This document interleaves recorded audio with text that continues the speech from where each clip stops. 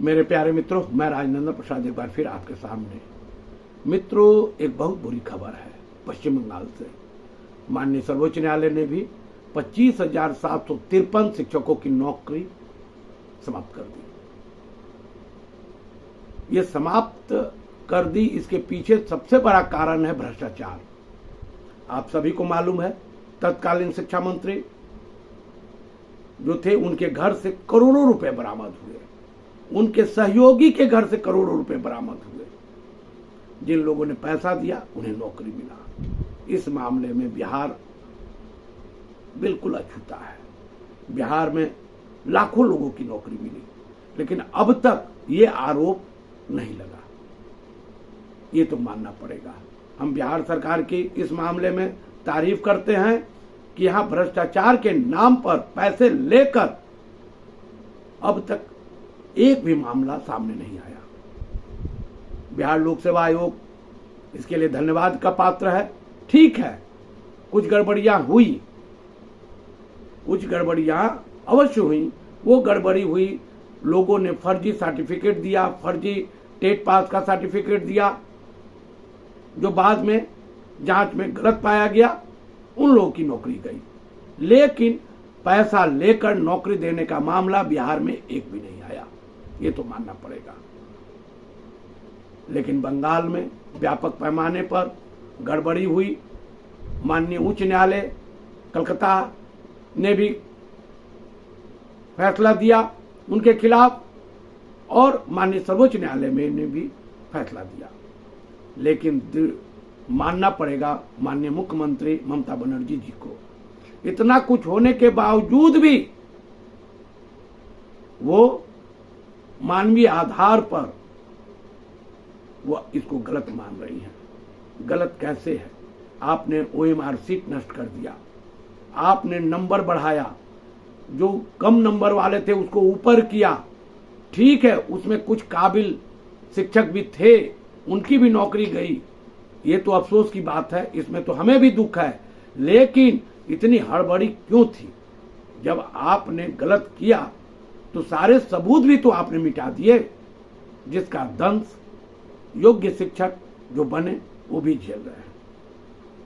मित्रों, ये कहने का मतलब ये है कि योग्यता होने के बावजूद भी कुछ शिक्षक हटा दिए गए, हट जाएंगे माननीय सर्वोच्च न्यायालय के आदेश पर। सारे मानवीय धरा का धरा रह जाएगा और नौकरी चली जाएगी। वैसे शिक्षकों के भी जिन्होंने योग्यता पर के आधार पर नौकरी ली, हमें अफसोस है। लगभग मेरे कहने का मतलब यह है कि थोड़ा बहुत वही स्थिति बिहार में भी बन रही है। ये मेरा मानना है।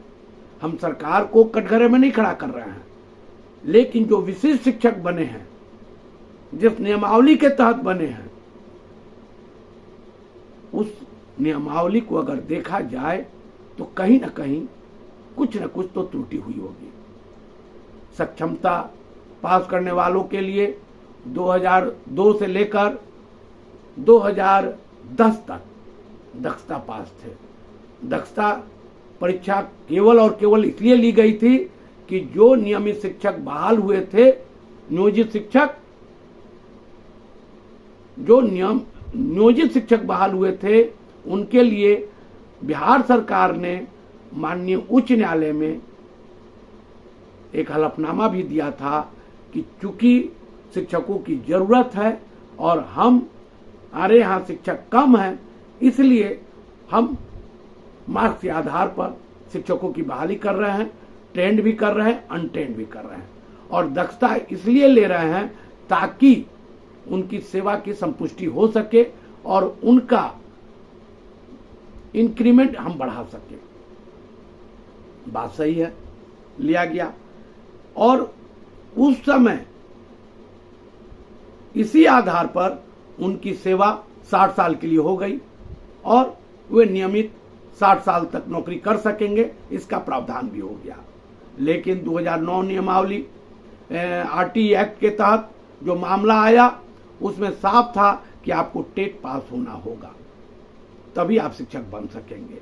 और 2010 के बाद बिहार में केवल और केवल टेट पास शिक्षकों की ही बहाली हुई। हम ये नहीं कहते कि जो दक्षता पास है वो कम काबिल है और जो टेट पास है वे बड़े काबिल हैं, मेरा ऐसा कहना नहीं है। लेकिन फिर भी जो नियम है वो नियम है। सरकार को टेट पास शिक्षकों को ही नियमित शिक्षक बहाल करने का अधिकार है, चाहे वो नियोजित के रूप में हो या नियमित के रूप में हो। एक दूसरी, फिजिकल एजुकेशन में जैसे सीपीएड है, डीपीएड है, उसी तरह बीपीई है और बीपीएड भी है फिजिकल एजुकेशन के लिए। परमानेंट, ये मतलब कहने का मतलब है मेरा कि जो शिक्षक राजकृत होंगे उन शिक्षकों के लिए, जैसे 34,000 में जब शिक्षक बहाली हो रही थी तो फिजिकल टीचरों की बहाली हो रही थी, उसमें केवल सीपीएड और डीपीएड वालों को लिया गया, उसमें बीपीई और बीपीएड वालों को नहीं लिया गया। जबकि नियोजित शिक्षकों में, शारीरिक शिक्षक में, फिजिकल टीचर में बीपीई भी हैं और बीपीएड भी हैं, उनको माना गया और उनकी नौकरी ली गई।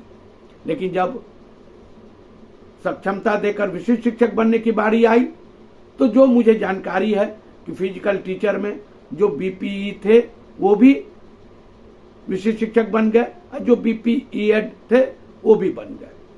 कहने का मतलब कि नियम एक जैसा होना चाहिए। कल कोई माननीय उच्च न्यायालय या सर्वोच्च न्यायालय में जाए तो उन शिक्षकों को दिक्कत नहीं होनी चाहिए। मेरे कहने का मतलब सिर्फ और सिर्फ यही है कि सरकार एक ऐसा बुलेट प्रूफ योजना बनाए जिससे कि भविष्य में शिक्षकों की नौकरी नहीं जाए।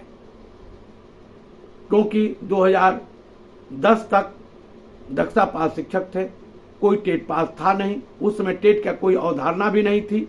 टेट की अवधारणा 2009 के बाद 2010 से लागू हुई। इसलिए जो विशिष्ट शिक्षक बने हैं वो अपनी नौकरी में बने रहें, उसके लिए निश्चित तौर पर राज्य सरकार को कोई बुलेट प्रूफ योजना लाकर उनकी नौकरी बचाने का प्रयास करना चाहिए। अन्यथा मुझे डर है कि बंगाल के तर्ज पर कोई अगर आदमी केस करता है और उसका भी प्रतिफल अगर ऐसा होता है तो ये उन शिक्षकों के लिए बहुत दुखद स्थिति हो जाएगी जो वर्षों से नियोजित शिक्षक बनकर पढ़ा रहे थे, अपने परिवार का भरण पोषण कर रहे थे और अंत में उन्हें कोई दिक्कत का सामना करना पड़े, ये कोई अच्छी बात नहीं है। मित्रों, हम चाहेंगे कि सरकार उनके बारे में सोचे। हम कोई डराने की बात नहीं कर रहे हैं, हम ये केवल यही कहना चाह रहे हैं कि नौकरी एक तो मिलती नहीं है और ये बिहार ही है जहां नौकरी मेरिट के आधार पर मिलती है, ये तो मानना पड़ेगा। अन्य प्रदेशों में क्या होता है उससे मुझे बहुत कुछ लेना देना नहीं है, लेकिन बिहार में जितने भी नौकरी मिली है अभी तक, हाँ, नियोजित शिक्षकों में भी कुछ पंचायत स्तर पर कुछ प्रॉब्लम्स आए, लेकिन उसमें भी बहुत कुछ प्राधिकार के माध्यम से दुरुस्त कर लिया गया। इसलिए हम उम्मीद करते हैं कि शिक्षा विभाग निश्चित तौर पर कोई बुलेट प्रूफ योजना बना करके जो शिक्षक विशिष्ट शिक्षक बने हैं उनकी नौकरी बचे। अन्यथा कोई अगर जबकि जैसे कि जानकारी मिल रही है कुछ लोग माननीय उच्च न्यायालय गए हैं, उस स्थिति में कोई प्रतिकूल असर उन पर न पड़े, ऐसी व्यवस्था सरकार को करनी चाहिए। मेरे प्यारे मित्रों, मैं राजनंदन प्रसाद आप लोगों से बार बार अनुरोध करता हूं कि आप लोग मेरे वीडियो को ज़्यादा से ज़्यादा शेयर करें, सब्सक्राइब करें, लाइक करें। धन्यवाद, बहुत बहुत धन्यवाद। जय हिंद।